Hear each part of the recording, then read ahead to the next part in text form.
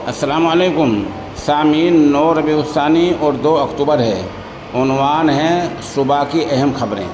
سب سے اہم خبر یہ ہے کہ اسرائیل کی فوج نے غزہ جا رہی غیر ملکی سماجی کارکنان کی 39 یا 42 چھوٹی کشتیوں یا چھوٹے بحری جہازوں کو روک دیا ہے، جن میں غزہ کے لیے دوائی اور کھانے پینے کا سامان لے جا رہا تھا۔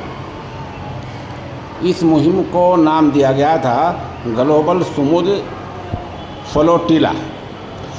گلوبل سمود فلوٹیلا کی جو مہم تھی، جس میں چھوٹے بحری جہاز تھے 44، ان میں 500 سے زیادہ ممبران پارلیمنٹ، وکلاء اور ایکٹیوسٹ سماجی کارکنان شامل تھے۔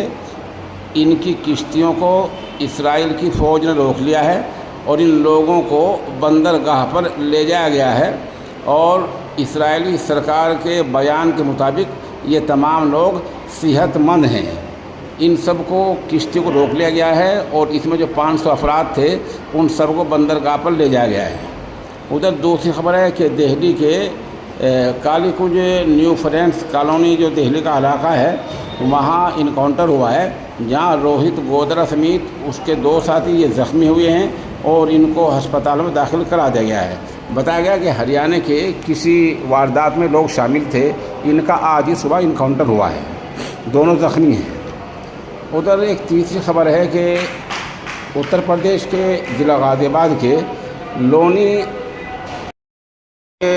لونی علاقے کے مدرسہ دارالقرآن ملک گارڈن قاسم بہار لونی میں گزشتہ ایک ہفتے سے جاری امتحان آج پورا ہو رہا ہے، اور آج آخر دن حفظ اور ناظرہ کے امتحان لیے جا رہے ہیں، جہاں ماشاءاللہ مظاہر العلوم سہارنپور، جامعہ اشرف العلوم رشید گنگو اور جامعہ محمودیہ نوگدہ پیر میرٹھ اور دوسرے اہم اداروں کے مدرسین اور ذمہ داران امتحان لے رہے ہیں، اور یہ امتحان چند تصاویر آپ دیکھ سکتے ہیں۔